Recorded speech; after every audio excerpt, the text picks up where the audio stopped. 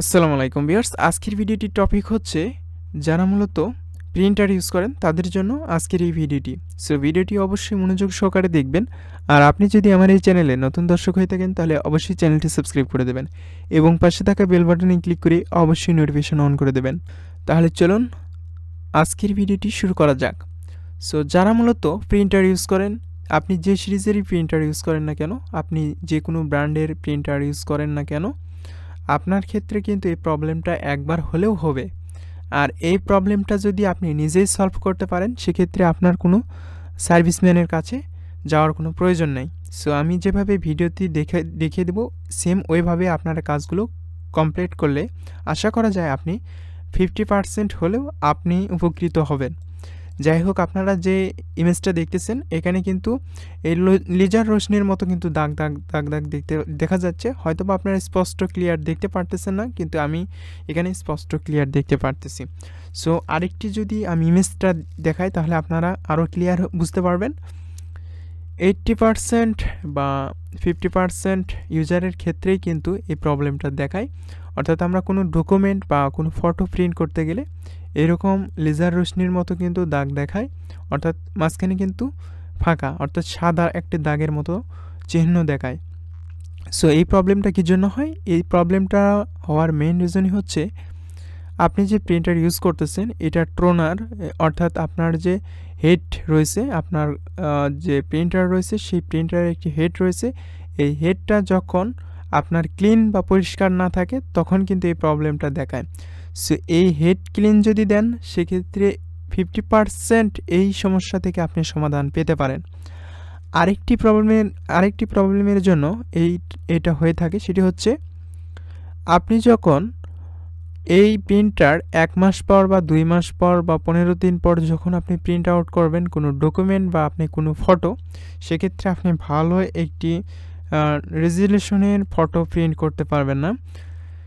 আপনি তখন দেখবেন যে ওই হেডটা আপনার জাম অবস্থায় থাকে বা ক্লিন থাকে না, ওই হেডটা ব্লক অবস্থায় থাকে, যার কারণে আপনি যখন কোনো ইমেজ প্রিন্ট করতে যান বা ফটো প্রিন্ট করতে যান তখন কিন্তু এই যে এরকম লেজার রশ্মির মতো দাগ আসে। এটার মেন কারণ হচ্ছে যে আপনার বেশি দিন প্রিন্টার বন্ধ থাকা। সো আরেকটা ক্ষেত্রে হয়, সেটি হচ্ছে যখন আমাদের এই প্রিন্টারের কালি অর্থাৎ ইঙ্কটা সমানভাবে যখন ইঙ্কটা রিফিল করা হয়, যদি আপনার এই যে প্রিন্টারের যে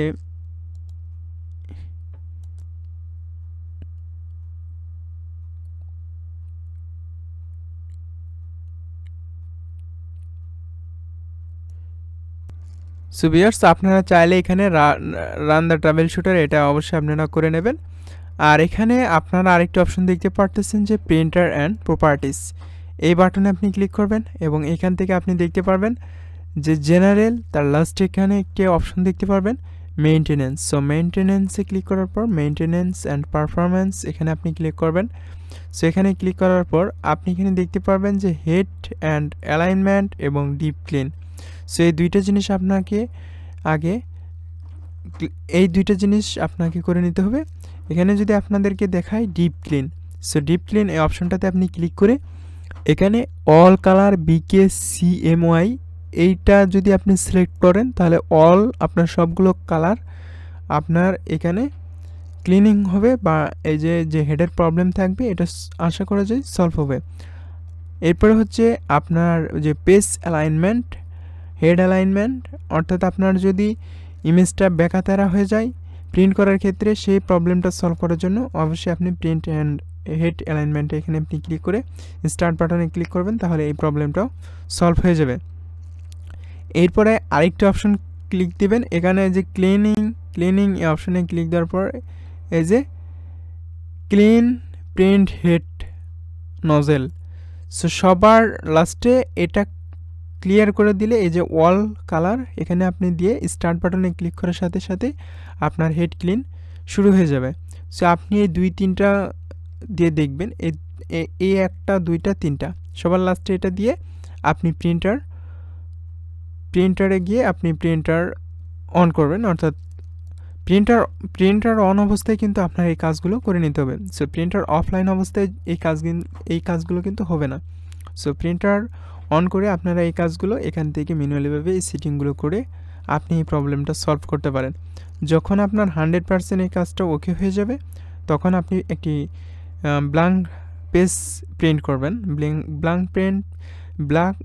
পেজ প্রিন্ট করার পর আপনি দেখবেন যে আপনার যদি সব কিছু ঠিকঠাক থাকে তাহলে ওকে।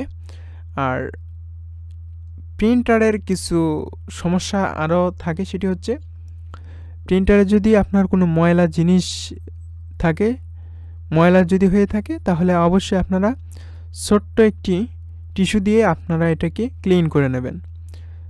একটু হেড ক্লিন করার চেষ্টা করবেন।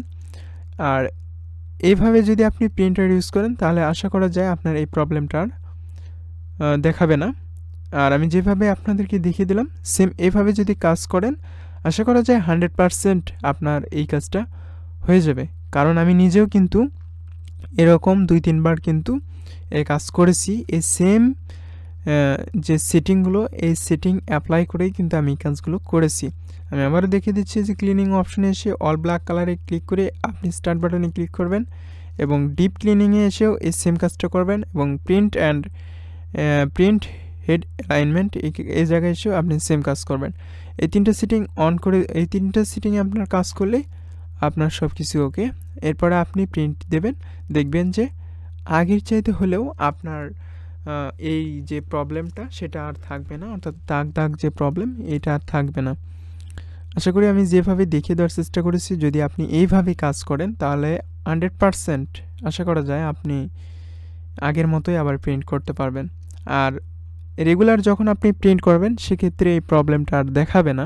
আর যদিও দেখায় মাঝে মাঝে, সেক্ষেত্রে আমি যেভাবে সেটিং আপনাদেরকে দেখিয়ে দিয়েছি সেম এইভাবে আপনারা সেটিংগুলো আমার দেখানো টিউটোরিয়াল ফলো করে এভাবে আপনারা করে নিতে পারবেন। সো যদি ভিডিওটি ভালো লাগে তাহলে অবশ্যই ভিডিওতে একটি লাইক করবেন এবং চ্যানেলটি সাবস্ক্রাইব করে রাখবেন।